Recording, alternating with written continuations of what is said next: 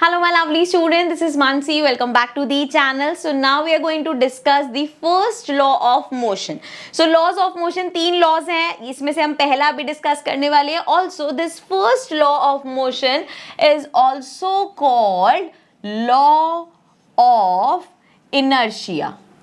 अभी inertia word I know आप लोगों के लिए न्यू हो सकता है, सो हम अभी डिस्कस करेंगे इस पूरे सेशन में. फर्स्ट लॉ और इनर्शिया की जितनी भी चीजें हैं सारी हम डिस्कस कर लेंगे. इस सेशन के बाद आपको ये इनर्शिया वाला टॉपिक अच्छे से क्लियर हो जाएगा. सो स्टार्ट करते हैं. Whether an object is moving uniformly on a straight path और is at rest, its state would not change until and unless an external force is applied to it. यहाँ पे बड़ी सिंपल सी वो चीज कह रहे हैं, अगर कोई चीज स्टेशनरी है, लेट्स सपोज यहाँ पे मेरे पास ये रिमोट है एंड लेट्स सपोज मैंने इसे अपने पाम पे प्लेस कर दिया. अब जब तक मैं इस पे कोई फोर्स नहीं लगाऊंगी ये यहीं पे ही रहेगा, इसके पैर नहीं है, अपने आप नहीं हिल सकता. सो ये ऑब्जेक्ट स्टेशनरी रहेगा जब तक मैं इस पे कोई फोर्स नहीं लगाऊंगी. मैं इसको पुश करके गिरा सकती हूँ, मैं इसको पुल करके हिला सकती हूँ, कुछ भी कर सकती हूँ, लेकिन फोर्स जब तक नहीं लगेगा तो ये इसी स्टेट में रहेगा. इसी तरीके से अगर आपने एक बॉल को रोल किया है, अब वो बॉल वो कह रहे हैं रोल होती ही रहेगी जब तक आप जाके कोई उसको बॉल को नहीं रोकेगा. अब इस पॉइंट से आपके दिमाग में आ सकता है कि नहीं यार, अगर मैं बॉल रोल करूंगी कभी ना कभी, चलो जितना भी वो सरफेस होगा कहीं जाके तो स्टॉप होगी. उसका रीजन क्या आएगा? लास्ट सेशन में जो हम पढ़ के आए हैं, that is force of friction. Friction की वजह से वो कहीं जाके हो जाएगी. लेकिन अकॉर्डिंग टू फिजिक्स अगर कोई चीज स्टेशनरी है तो वो स्टेशनरी रहेगी, मतलब रेस्ट पे है तो रेस्ट पे ही रहेगी, मोशन में है तो वो मोशन में ही रहेगी जब तक कोई एक्सटर्नल फोर्स उस पे नहीं लगेगा. Got it? सो ये है हमारा फर्स्ट लॉ ऑफ मोशन. ठीक है, इतना सिंपल सा है कि भैया कोई चीज रेस्ट पे है तो वो रेस्ट पे रहेगी, मोशन में है तो मोशन में रहेगी जब तक कोई एक्सटर्नल फोर्स नहीं लगेगा. बस ये है हमारा लॉ ऑफ मोशन, मतलब फर्स्ट लॉ ऑफ मोशन. अब आप सोचोगे इसको लॉ ऑफ इनर्शिया को कहते हैं और ये इनर्शिया का मतलब क्या है, तो उस पे आते हैं. Hence we can say that objects oppose a change in their state of motion or rest. This tendency of object to remain in the state of rest or to keep moving uniformly is called inertia. अब कोई भी object का जो ये एक वो natural tendency है कि मैं रेस्ट पे हूं, तो अब ये यहाँ पे रिपोर्ट है, हम कह रहे हैं भाई इतना बदतमीज है, रेस्ट पे है तो ये रेस्ट पे ही रहेगा, समझियो. तो वो उसकी नेचुरल टेंडेंसी है कि वो ऐसा ही रहेगा. कोई भी XYZ ऑब्जेक्ट है, अगर वो रेस्ट पे है तो वो रेस्ट पे रहेगा जब तक आप उसको आके मोशन से फोर्स से हिलाते नहीं हो. ठीक है, इसी तरीके से कोई चीज अगर मोशन में है तो वो मोशन में ही रहेगी, ये उसकी नेचुरल टेंडेंसी है, या हम बोल सकते हैं इसी चीज को इनर्शिया. ठीक है, कि कोई ऑब्जेक्ट रेस्ट पे ही रह रहा है, कोई ऑब्जेक्ट मोशन में ही रह रहा है, दिस इज इनर्शिया. सो एक बार फिर से मैं पढ़ देती हूँ आपके लिए, या देखते हैं अभी अगर हमने एक और जगह इसको डिफाइन, हाँ अभी आगे चलो हमने डिफाइन किया हुआ है. सो इनर्शिया यहाँ पे समझ आ गया. अब हम इनर्शिया को ब्रॉडली पढ़ते हुए चलेंगे ताकि अच्छे से आपको क्लियर हो जाए.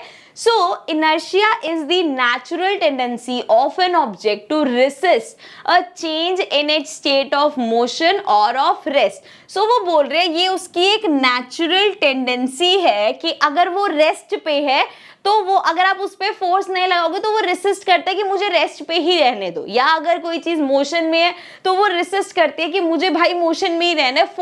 फोर्स लगा के हमें उसे रोकना पड़ता है या फोर्स लगा के हमें उसे मूव करना पड़ता है. ठीक है, सो यहाँ पे एक दो छोटे छोटे से एग्जांपल्स देख लेते हैं.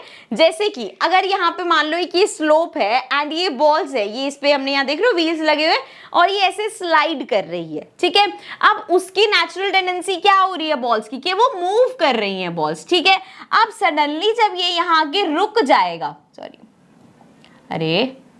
जब ये यहाँ पे आके, यार इसको मुझे हटाना पड़ेगा, एक मिनट, इसको थोड़ा सा ऊपर कर देते हैं. सो जब ये यहाँ पे आके स्टॉप हुआ, अब यहाँ पे जैसे वो गाड़ी आके स्टॉप हुई तो क्या होगा? अच्छा आप नॉर्मली भी अगर इस चीज को इमेजिन करो, ये हटा देती हूँ मैं, कि ऐसे स्लोप पे जा रहे थे एंड देन सडनली यहाँ पे कोई ब्रेक आया और वो जाके रुक गई, तो क्या रिएक्शन होगा? बॉल्स आगे जाके गिर जाएंगी. क्यों हुआ ऐसे? क्योंकि बॉल्स को पता था आगे भाई वो तो मोशन में ही जा रही थी, तो वो अपनी पोजीशन मेंटेन करने की कोशिश करते कि मैं तो जा ही रही हूँ, एकदम से कोई आगे तो झटका तो लगेगा ना भाई बॉल्स को. वही जो झटका है वो ये उनका रेसिस्ट करने का, जो उनकी नेचुरल टेंडेंसी है, ठीक है। इसी तरीके से एक और एग्जांपल देख लो, यहाँ पे एक ग्लास रखा हुआ है एंड यहाँ पे एक पेपर या कार्डबोर्ड कुछ है, उसके ऊपर रखा हुआ है कॉइन। अब यहाँ पे ये अभी तो सब कुछ ही रेस्ट पे है।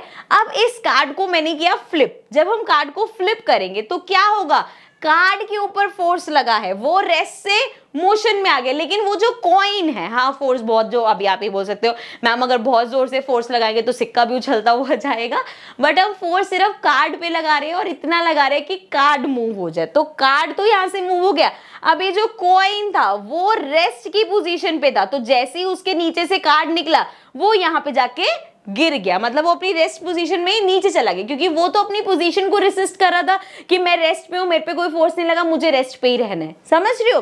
तो जैसे ही वो रखा, तो this is the tendency of an object to stay at rest और एन मोशन, ठीक है। दोनों चीजों का एग्जाम्पल हो गया, आगे बढ़ते हैं। अब ये तो था चलो ऑब्जेक्ट्स का एग्जांपल। अब हम कुछ एग्जांपल्स देंगे जो हमने अपनी लाइफ में पर्सनली एक्सपीरियंस सबने कर रखे होंगे। सो फर्स्ट है, we fall back when a vehicle starts moving in the forward direction because our body is in the rest state and it opposes the motion of the vehicle. अब देखो यहाँ पे बड़ा सिंपल सा example है, आप एक बस में बैठे हो, ठीक है। अब बस में यहाँ पे लेडी तो बेचारी खड़ी हुई है, बट चलो हम आराम से बैठा देते हैं आपको। आप एक बस में बैठे हुए हो एंड देन सडनली जब एक स्टॉप पे बस खड़ी है, अब बस बड़ी देर से खड़ी हुई थी, अब एकदम से बस हुई स्टार्ट। तो जैसे ही बस स्टार्ट हुई तो हमें एक धक्का लगता है, रिमेंबर, एंड वो धक्का किस डायरेक्शन में लगता है। कभी भी ऐसा नहीं होता कि बस स्टार्ट हुई और आप आगे जाके गिरते हो। जब भी बस स्टार्ट होती है हमें ऐसे डर लगता है, क्यों, क्योंकि मैं इस पोजीशन में हूँ, व्हीकल मेरे को आगे ले गई है, मैं तो अपनी पोजीशन को रेसिस्ट कर रही हूँ। मतलब मैं अगर इस पोजीशन पे थी, व्हीकल की वजह से मेरी पोजीशन आगे रही, लेकिन मेरी बॉडी उस पोजीशन को रेसिस्ट कर रही है, समझ रहे हो। इसीलिए हम पीछे की तरफ, क्योंकि उसकी नेचुरल पोजीशन तो ये थी, अब व्हीकल की वजह से बॉडी को आगे जाना पड़ रहा है, तो वो अपनी पोजीशन को रेसिस्ट कर रहा है। सो ये हो गया, यहां से समझ आई, ये चीज हमने एक्सपीरियंस भी करी है। सो मतलब हम जो रेस्ट की पोजीशन पे थे, हम उस रेस्ट की पोजीशन पे अपने आप को रेसिस्ट करते हैं, इसीलिए जब गाड़ी आगे को जाती है तो हम पीछे को धक्का आता है, क्योंकि हम अपनी सोच रहे थे कि अभी तो रेस्ट पे ही रहने, लेकिन व्हीकल हमें आगे लेके जा रही है। इसी तरीके से दूसरा एग्जांपल, अब ये रेस्ट का हो गया, मोशन का एग्जांपल देख लो। We fall forward when the brakes are applied in a car because our body is opposite the change, Our body is opposite the change of state of motion to rest। अब देखो, अब आप आराम से गाड़ी चला रहे हो, तो आपकी body is used to that motion के, हाँ ऐसे ऐसे गाड़ी चलती जा रही है और हम उस मोशन के साथ आगे आगे जा रहे हैं। जैसे ही ब्रेक दबाई तो क्या हुआ, आप तो मोशन में आगे जा रहे हो, लेकिन गाड़ी एकदम से रुक गई, तो हमें एकदम से आगे को झटका लगता है। तभी ये सीट बेल्ट किस लिए होती है कि जैसे अगर एकदम से कोई ऐसी सडन स्टेट होती है कि आपको ब्रेक लगानी पड़ती है, तो आपकी बॉडी हमेशा आगे को जाती है, तो वो सीट बेल्ट आपको रोक सके, समझ रहे हो। सो हम आगे को क्यों जा रहे हैं, बिकॉज हमें पता है मोशन में हमें तो भाई आगे ही जाने, लेकिन अब व्हीकल रुक गई तो बॉडी को आपको रोकना पड़ेगा ना। सो दैट्स वाई वो बॉडी जो फॉरवर्ड जाते जो वो धक्का लगता है। That is again the reason is simple, inertia, कि हमारी बॉडी कह रही है भाई मैं मोशन पे हूँ, मैं मोशन में रहूंगी, रोक क्यों दी व्हीकल। इसी तरीके से पिछले एग्जाम्पल में क्या था, मैं तो रेस्ट पे हूँ भाई, व्हीकल चला दी तो मेरे को पीछे को धक्का लगा कि मेरे को तो वापस रेस्ट पे ही रहना था। तो बॉडी अपनी जो स्टेट है, चाहे वो रेस्ट हो चाहे वो मोशन हो, उसको रेसिस्ट करती है, उसी स्टेट में रहने की कोशिश करती है। और यही जो उसकी कह सकते हैं जो बदतमीजी है ना कि नहीं मुझे इसी स्टेट में रहना है, this is the inertia and this is the natural tendency, ठीक है। इस पे किसी का बस नहीं चलता। ओके जी, सो ये हमने समझ लिया इनर्शिया। अब हम लास्ट यहाँ पे मैं ले रही हूँ इनर्शिया एंड मास। इनर्शिया को थोड़ा सा मास के साथ रिलेट करके समझते हैं।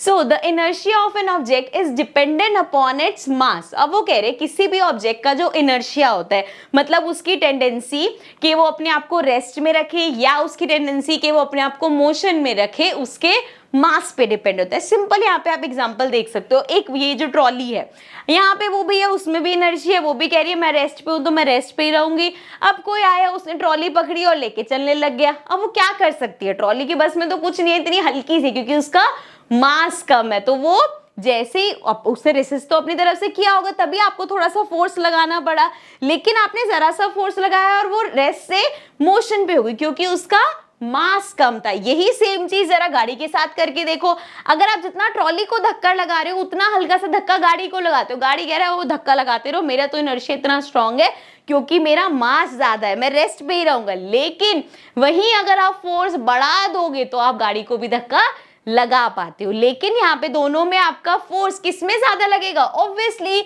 गाड़ी को मूव करने में। तो इससे हम कह सकते हैं गाड़ी का इनर्शिया इस ट्रॉली के कंपैरिजन में ज्यादा है। क्यों ज्यादा है? क्योंकि उसका मास ज्यादा है। समझ रहे हो? तो जितने भारी चीज, जितना ज्यादा मास वाली चीज, उतना ही उसका इनर्शिया भी ज्यादा होगा। ठीक है, बाकी पॉइंट्स भी पढ़ लेते हैं। अच्छा, पहला पॉइंट हो गया, lighter objects have less inertia, that is they can easily change their state of rest और मोशन। ठीक है, लाइट जो हल्की चीजें हैं उनका इनर्शिया हल्का होता है, वो इजिली रेस्ट से मोशन पे आ सकते हो। और इसी तरह से अगर ये मोशन में भी और आगे से आके एकदम से कोई पकड़ लेता है तो आराम से स्टॉप कर सकते हो। लेकिन यही अगर गाड़ी बहुत तेज मोशन में, तो आके कोई हाथ लगा के उसको स्टॉप एकदम से नहीं कर सकता, तो वो मास की वजह से है। Then heavier objects have large inertia and therefore they show more resistance, इसलिए वो ज्यादा रेजिस्टेंस दिखा पाते हैं। आगे है लास्ट हमारे पास point, hence mass is called a measure of inertia of an object। तो इस तरीके से हम कह सकते हैं, एक मास से आप मेजर कर सकते हो कि किसी ऑब्जेक्ट का इनर्शिया कितना ज्यादा या कितना कम होगा। ओके, आई होप अब इनर्शिया सबको समझ में आ गया होगा। सो इस वीडियो में हमने डिस्कस किया our first law of motion which is also called law of inertia. And recall करते हैं क्या है हमारा law, first law of motion. It is simple कि अगर कोई चीज रेस्ट पे है तो वो रेस्ट पे रहेगी, कोई चीज मोशन में है तो वो मोशन में रहेगी, अनटिल एंड अनलेस उस पर कोई एक्सटर्नल फोर्स लगेगा। ठीक है, that is why this is also called law of inertia. ठीक है, सो ये हमने डिस्कस कर लिया। अब आएंगे अपने नेक्स्ट टॉपिक पे, but in the next video. So I will see you all in the next video. Till then take care and bye bye.